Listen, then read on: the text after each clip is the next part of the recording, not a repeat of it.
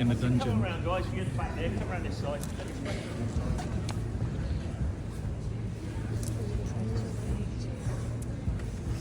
Right, okay then, ladies and gentlemen. Now we're now standing beside the world famous, or should I say the infamous, Traitor's Gate, built during the reign of King Edward I. Now it wasn't always called Traitor's Gate. It used to be called the Watergate.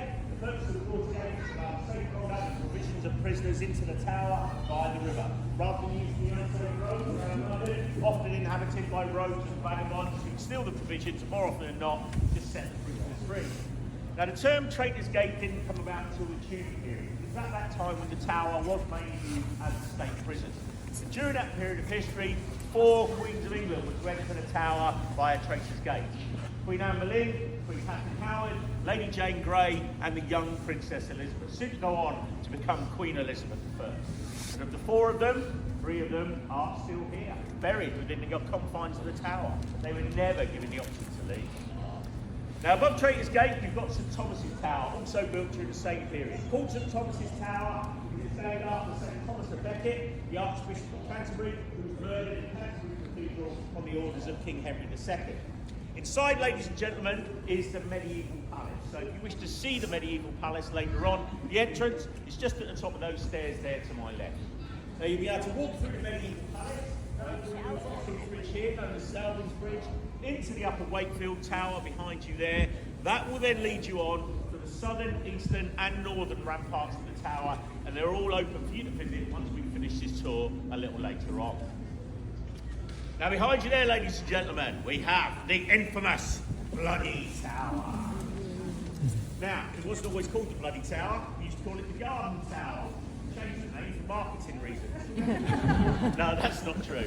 It gets its name from Shakespeare's play, Richard III, where he tells the story of the alleged murder of the 2 princes. Now, if you're unfamiliar with the story, it goes something like this.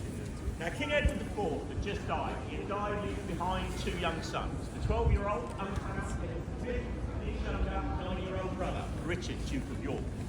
Now, because the young Edward was deemed too young to rule the country, they were put under the care and protection of their uncle, Richard, Duke of Gloucester, who had the boys brought here to the tower for their own protection. And as soon as they were here, he had the boys declared illegitimate. With the boys out of the way, funnily enough, that made Uncle Richard the first in line for the throne. And he was soon crowned King Richard III. Shortly after his coronation, the boys disappeared. They were never seen alive again. Richard, he died fighting a few years later at the Battle of Bosworth Field in the year 1485. Shortly after the battle, some men came forward and they actually admitted to murdering boys whilst they lay sleeping in a bedchamber behind that top window. Now they said they smothered the boys in their sleep. They bundled their young bodies down a staircase, they then covered them over with a pile of stone. The next day an unknown priest came. He took the bodies away and he buried them underneath a staircase inside the White Tower. And there they lay, undiscovered for 191 years, until some workmen working on the staircase covered a box. Probably thought they'd found hidden treasure, but you can imagine their horror and dismay when they opened that box to find the bones of 2 young children. Now experts at the time immediately declared these must be the bones of the 2 boy princes. So they were placed in an urn that was designed by Sir Christopher Wren, and they were then taken to Westminster Abbey, where their young remains were reinterred into Innocents' Corner.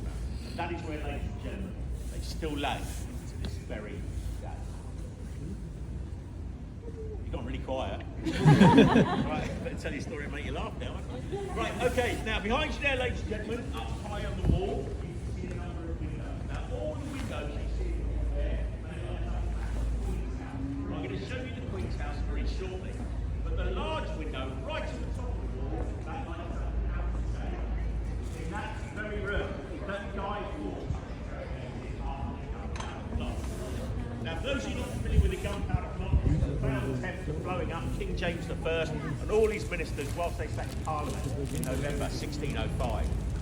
Guy Fawkes was caught red-handed, captured by the yeoman of the guard, and brought into the tower for interrogation. Now, at first, he refused to give up the names of his co-conspirators. On the orders of the king, he was taken to the basement of the White Tower and put to the rack. Now, for those of you who don't know what the rack is, I've got to tell you, it's an ingenious device for turning short people into tall people. Sadly, though, in doing so, it does dislocate all the joints in the body. Now, unsurprisingly, after only a very short period of interrogation on the rack, Guy Fawkes gave up the names of his co-conspirators. But he didn't save him. He was then taken to the place of his crime, Westminster Yard, where he was publicly hung, drawn, disemboweled, and then quartered. And every year, as many of us know, on November the 5th, our children make effigies of Guy Fawkes. We put him on top of a bonfire, we set off fireworks, and then we all set light to him. Wonderful nation of British, aren't we, really? Now, if you've heard the nursery rhyme, remember the 5th of November. Gunpowder, treason and plots. I see no reason why gunpowder treason should ever be forgot. And that's why we still do it, ladies and gentlemen. It's purely become a British tradition. Okay, onwards and upwards. We're going to move off again now, ladies and gentlemen. Could I ask you please to clear a path for me there so I can squeeze through and get to the front? What we're going to do now, ladies and gentlemen, we are going to charge through the bloody tower archway for more tales of execution, horror, gore, and yes, gift shops. Let's go.